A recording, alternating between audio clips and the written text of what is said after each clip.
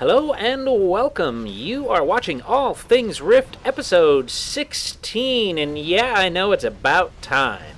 Today I'm going to take a look at patch 1.8 Infernal Dawn. Once again, Trion is delivering on their promise of loads of new content on a regular basis with patch 1.8. Now, what I'm going to do today is just run down the features of Infernal Dawn as they appear in the patch notes. The first feature is Infernal Dawn. It's a new 20-player raid. Now, since my characters are still undergeared for this raid, I do not have any footage of it, but there is plenty elsewhere on YouTube. The second feature on the list is the new fishing and survival skills. Now, I haven't experienced all these skills have to offer, but I did check out how they work, and just so you know, these do not take up one of your 3 trade skill spots. So here I am in Sanctum, and I'm talking to Sandy Remor, the Master Survivalist. The description on Survivalist is that it allows you to make food and camping gear. Now, when I train as a novice, I then get to train for this minnow dumpling recipe, which I'm guessing is designed to go along with the fishing skill. So I then talk to Murren Remor to accept the fishing lesson quest. I also trained for novice fishing, followed by another recipe, Irresistible Water Snail, which is a buff to my fishing skill. Since I'll probably need a fishing pole, I go ahead and buy one. Now, just so you know, with the Survivalist, you can eventually make tents and things, and it actually enables you to log out of the game from anywhere and get your rested XP. At any rate, so here I am in Argent Glade to turn in the quest to Molly Graysby, who also offers me the quest Shallow Water Fishing. Now, Molly gives me a temporary fishing pole, plus the quest reward for completing this quest is a beginner's fishing pole. So, the moral of this story is, don't bother buying a beginner's fishing pole. One will be given to you. Now, I also noticed what appears to be a new character in Rift, Vadavi, the Quicksilver College Fish Exchange guy. Turns out he's offering reputation rewards for bringing fish to him. Now, based on this information, I'm guessing that most, if not all, factions offer reputation for fishing, which is going to make level 50 gearing even that much easier. So off I head down to the water, but there are already people fishing here. Now, it probably makes no difference whatsoever, but having done a little real-life fishing in my lifetime, I have an aversion to standing right next to someone and getting our lines crossed, or finding out that the worms that they're using are just a little more tasty than the worms that I'm using. So I head across to the other side of the lake, where it takes a few minutes to figure out what the heck to do. So here's the deal. All you need to do is slot your fishing pole into an action bar and click it. Now, this will give you an area of effect pointer that you hover over the water and click on to cast away. Now, when your mouse pointer turns into a fish, you click it. But you need to be fast or you will miss it. Now, you do not need to recast if you miss, unlike some other games. You just wait for your pointer to turn into a fish again. Click it and collect your reward. Now, I don't really know about cooking in terms of making fires or anything like that yet, but I do know that I could make this irresistible water snail lure without needing any special equipment. Just click craft and go. The next thing we have is the Guild Finder. Now, as you can see, I can search by a lot of different criteria. My role, the type of guild, availability, and size are all things I can look for.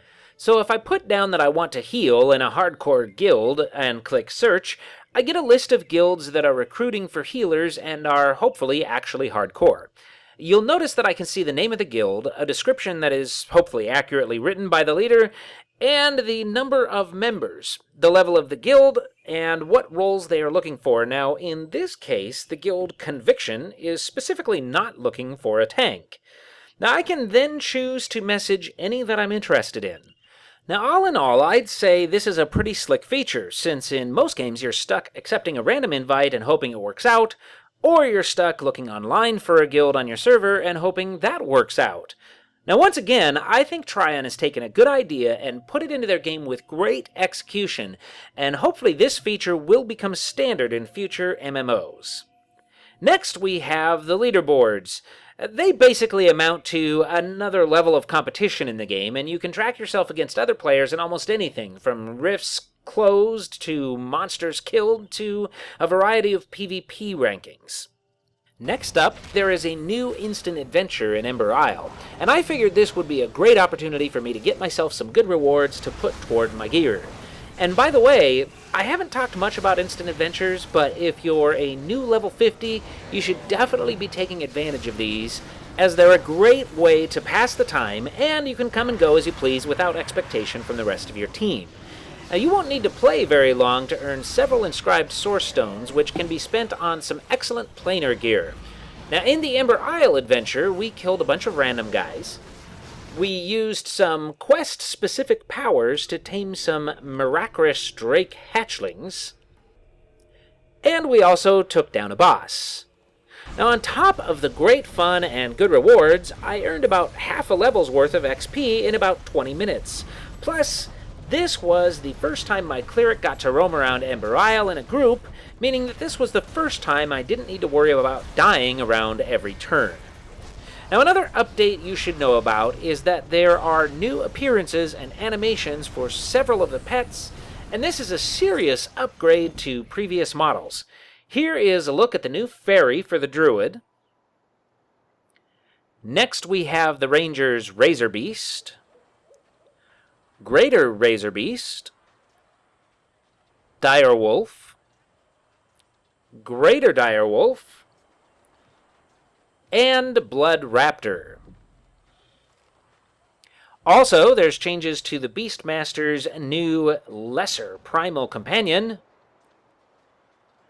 and Greater Primal Companion. Now, I don't know about you, but I think these are some serious graphical upgrades. I really like these new pets a lot. And finally, there were quite a few changes to powers that touched on several souls across all callings. Now, you'll want to take a look at the patch notes for details on the souls you play. Of these, the only one that was changed dramatically enough to get a free respec was the Saboteur soul. For the Saboteur, abilities were added, taken away, and massively enhanced across the board in order to buff up the AoE damage considerably. The idea was that the Saboteur is supposed to now be equal in AoE damage, or at least comparable, to AoE souls in other classes. Now, I'm really not sure about that, but I can tell you that after speccing a Saboteur and using strictly Saboteur abilities along with passive damage enhancements from other souls, I was able to achieve about 200 DPS of AoE damage more than I was able to do in the last version of the Saboteur, which is to say that I can now do about 100 DPS of AoE damage less than when I'm using my Marksman Ranger combo. But this was all on target dummies, so I was not utilizing traps. Plus, I haven't actually tried a variety of Saboteur builds or mixing in active abilities from other souls yet. Still, I'm thinking that the Saboteur probably does need a little more love to make it as powerful as some of the other AoE specs in PvE, but this soul is unique and a lot of fun, so this is definitely something that AoE lovers will definitely want to experiment with, and something that might be very effective in PvP due to all the instant cast abilities that allow you to keep moving while you do a lot of damage. And that's it for All Things Rift episode 16. Thank you very much for watching, and have a great day.